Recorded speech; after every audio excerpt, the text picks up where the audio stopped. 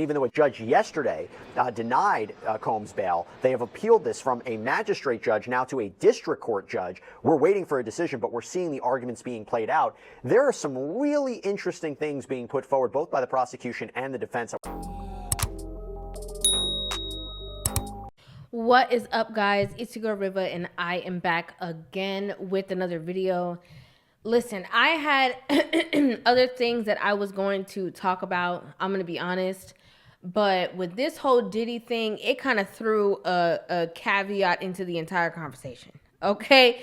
It just did. You know, Diddy got arrested. For everybody who does not know, now you know. He did get arrested.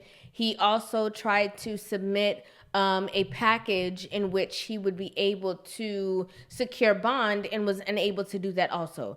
So we're going to go ahead and talk about everything that's going on with this whole Diddy being arrested, the whole entire conversation, his charges, the time that he's facing. We're just going to go ahead and get into all of the nitty gritty. Everybody, please keep in mind that I am still a little bit under the weather. I'm fighting this cold with everything I got in me, okay? I am, but if you hear me clear my throat, or if I sound a little stuffy, I just want to let you know that that is the reason why, but that's not going to stop no show. Okay, so let's just go ahead and get into it. As you can see, this picture is from one of the drawings from the courtroom in which, they took yesterday when he was arrested. Everybody on the internet said that this looked like Lloyd Banks. They said it did not look like Diddy. I'm neither here nor there. Okay, I'm neither here nor there with it. But we are going to talk about the severity of the charges, as well as everything that has been going on in the past, basically 24 hours. Today, I'm announcing the unsealing of a 3-count indictment, charging Sean Combs with racketeering conspiracy, sex trafficking, interstate transportation for prostitution. So the first thing that I wanted to talk about was obviously, my conversations are centered around relationships, right? And so this whole entire situation began, if people sometimes do not remember, Diddy has always had allegations, apparently from as early as the 90s, of certain things that took place, certain things that he did, certain things that people said that he has done, so those allegations, a lot of these allegations are not necessarily new. However, when Cassie went to the media, when she filed her lawsuit against Diddy and made everything extremely public, that is when, the entire situation started. Okay, that's when everything took a turn. She had, so many pages in her lawsuit in which she, was very detailed about the things that happened to her, about the things that she's endured, about other people who witnessed these things. She went, to the nitty gritty of the things that she went through in her romantic relationship with Diddy. And, a lot of people were very on the fence about it, right? There was a lot of people at that time who were skeptical. And I want to talk about that first before I even go any further. A lot of times people are upset that there are people who are skeptical when women come out and speak about things, and they say, oh, that's why women don't speak about it, because people don't believe them anyway. But I think that there's been so many occasions where people have just blatantly lied. Okay, that's just calling it what it is. There absolutely has been occasions where people have blatantly lied. And, we can talk about the Amber Heard situation. We can talk about what occurred with Jonathan Majors. There have absolutely been situations where people make up allegations for their best benefit. And, the things that they're saying are, again, untrue. Now, the reason why I think that that's important to mention is because whenever I cover those stories, when people are being dishonest, when people are not being truthful, I always say that that takes away from the women who are being truthful, because now when women are found out to be liars in such serious situations where that they would lie about such heinous things, and it is they're caught, then it puts, when people are really in those situations, when women are really dealing with the magnitude of those exact heinous things or even worse, now it's like people are like, okay, we want to believe you. We could believe you, but now we have to wait to see if it's actually true or not. Which is, it sucks, but it is true. If you cry wolf, or if people cry wolf in so many different situations, it is going to take people time to not want to jump to the defense or jump to the aid of women like they've done multiple times, only for it not to be true, right? So when that whole situation came out with Cassie, a lot of people were on the fence, whatever the case is. I'm going to be honest with you. In my personal opinion, I'm not the one to jump to conclusions or anything like that.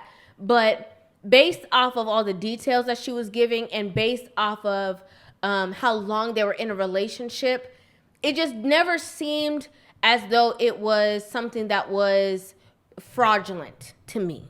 Right? It seemed like even if maybe all of it wasn't true, I know that there was some truth to it. Okay? Now, let's go forward now to the video that came out.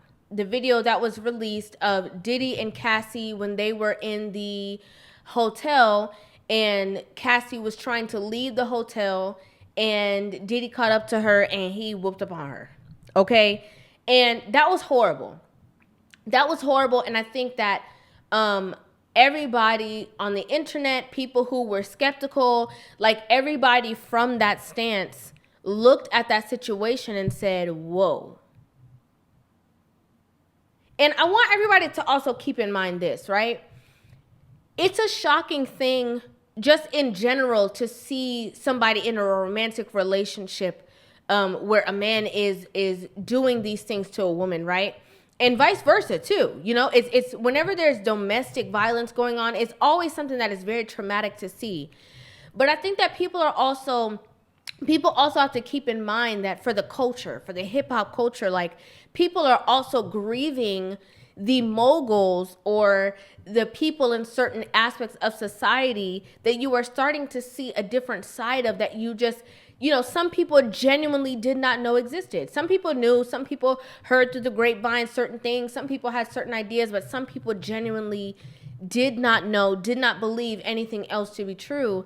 And when that mold begins to break, it's disheartening for people because, again, the whole facade or the imagery of what they thought that person was or what they thought the brand was breaking apart is kind of like, whoa. Right? So after the whole Cassie situation, Cassie that was the quickest he settled, right? Like, I think it was a $30 million lawsuit. He settled the next day. He was like, do you have Zelle? Like, Diddy said, do you got Zelle? You got Cash App? Matter of fact, let me just put this cash in an envelope and you can have somebody come pick it up. That's basically what Diddy said, because and again, in hindsight, obviously when seeing that, people were like, that's a little weird. Why would you settle in that situation if this is something that is not true? Like, the only way that you would feel obligated to settle so quickly and to make it go away is if there were truth to it. Now, a lot of people were saying, she was in the situation, she knew she was getting into, she was just being money hungry, she was just, in that situation, she just out for the money and, all these things. And I think that, again, based off of the allegations that were in her lawsuit, a lot of her mind is destroyed. I'm just going to be honest. A lot of the things, a lot of her normalcy will never, ever be the same. And, people try to figure out, like, why does money have to come into play? But at the end of the day, it's like, she had to pay for therapy. She's going to have to figure out a new, system. She's obviously not going to be able to work on her own based off of the trauma that she's endured. Like, there's a lot that goes into it. So anyway, I just wanted to start off on the beginning of exactly what happened, and then now to the point that he got arrested. However, I think it's very important to note that Diddy's attorney said something that I thought was very interesting. And I'm just going to go ahead and get into it very quickly before we get into the current, arrest date and all of that. But I'm trying to figure out where he got this attorney from. Okay, all this money, I'm really trying to figure out where he got this attorney from because I don't see it. Okay, I don't see it. But anyway, so I don't know how this conversation was brought up. I don't know who asked him any questions about this. I don't know if he just felt the need to explain these things. But Diddy's attorney went on record to say, and he was speaking in reference on the video that we saw that was released of him and Cassie. And he said 2 people were in a hotel room. An issue that Mr. Combs had more than one girlfriend, okay? Victim 1 was looking through his phone and saw that, which would have been Cassie. Then hit him in the head with a cell phone and took his clothing. So he comes out in a towel. Somehow this hotel footage found its way out. I wonder how that happened. We didn't have it, the government had it. It got out on a day Donald Trump didn't have any court proceedings. Mr. Combs saw it and issued an apology. He wanted to do it. Now, what does one have to do with the other? I have no idea. Maybe you guys could tell me in the comment section down below, but one don't have nothing to do with the other. Okay. Next thing he said, these 2 people were in love. Victim 1, which is Cassie, ended up marrying the trainer that Mr. Combs got for her. They had been cheating on each other for years, but now she has 2 kids with the trainer. Years later, she realized she had a good thing with Mr. Combs. This is why I say I don't know where this attorney came from. I'm not really sure what his thought process was at this time. I'm not really sure why he mentioned this. I'm not sure why he brought it up because I'm not an attorney at all. But what I could say is that based off of the contents of that video, I would have left that alone. Okay, I'm not even going to hold you. I would have just left that alone. I wouldn't have said anything. I wouldn't have brought it back up. I wouldn't have made mention of it. I would have just moved forward since that whole thing already happened. And I would have just kept on trucking. Because there's nothing, okay, through the cell phone, everything seemed crazy in that video. And it was something that lasted for a certain period of time. Okay, the vase flew. There was, stomping involved. Like, there was a lot of stuff involved in that situation. And I don't think that he should have even made mention of that. I think he should have just focused on the task at hand. I'm just going to be honest with you. And again, I'm chuckling because I'm really trying to figure out why this lawyer even, why bring it up? Why? What is the point of even trying to sway people's mindset on a video that they've already seen? We didn't need to see anything that happened before or after. All we saw was everything that we needed to see in that period of time. We got it. We got the picture. No matter what you say, how you say it, no matter what transpired before, there was obvious lack of self-control that happened, and we saw a monster come out. There's nothing else to talk about. Okay. After this now, obviously, Diddy made his way to New York, in which he was arrested. At the time of his arrest, they stated that they found drugs in his possession. I forgot a couple of other, I think they said some kind of like pink powder that they know to be at something like ecstasy or something like that. This is all alleged. This is what they said from the media when they did arrest him. Because you're so cooperative, why do you have pink drugs, ecstasy, 2C, whatever it is, physically on your person? And now we are going to get into the charges in which they had to arrest him, right? So the first charge that they have against him is racketeering, right? And so for racketeering, he is facing life in prison for that charge. Now, racketeering is a set of illegal activities aimed at commercial profit that may be disguised as legitimate business deals, right? And so in this example of racketeering, it is going to be based off of his quote unquote alleged prostitution slash sexual, what is the other one? The trafficking and the prostitution thing, that is what is roped into the racketeering.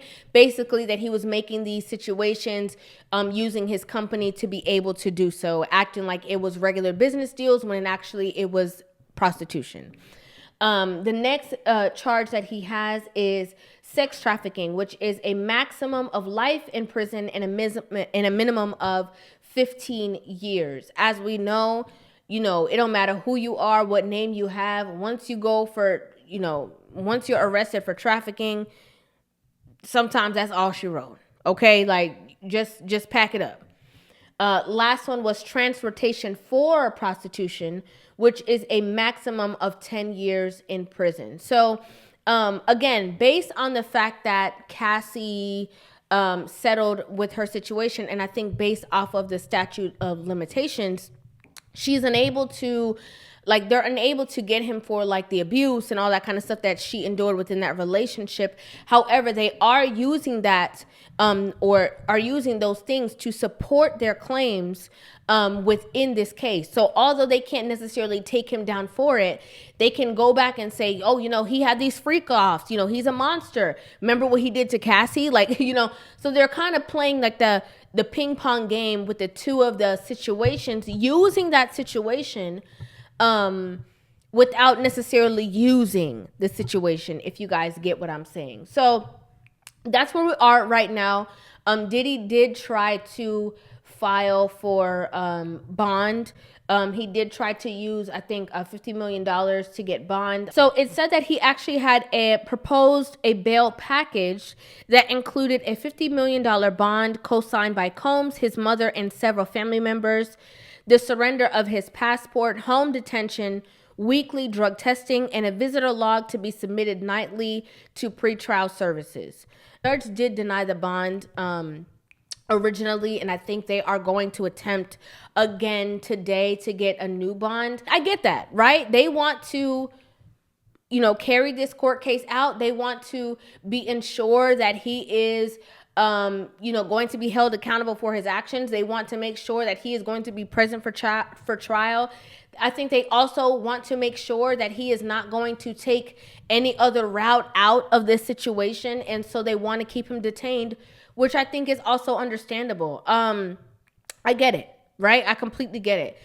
Again, I think that this is so crazy to me. It's so weird also seeing the news and seeing Diddy's face everywhere, this mogul, this, star that everybody has seen from growing up all the way, and just seeing the headlines that are going along with it. It's just crazy. And it just goes to show that whatever you do will follow you, right? Regardless of what, regardless of how powerful you think you are, regardless of what state you're in, regardless of what space you're in or what space you maintain, it is what it is. They don't care. I mean, if they don't took down Bill Cosby, okay, the Cosby Show don't even air no more.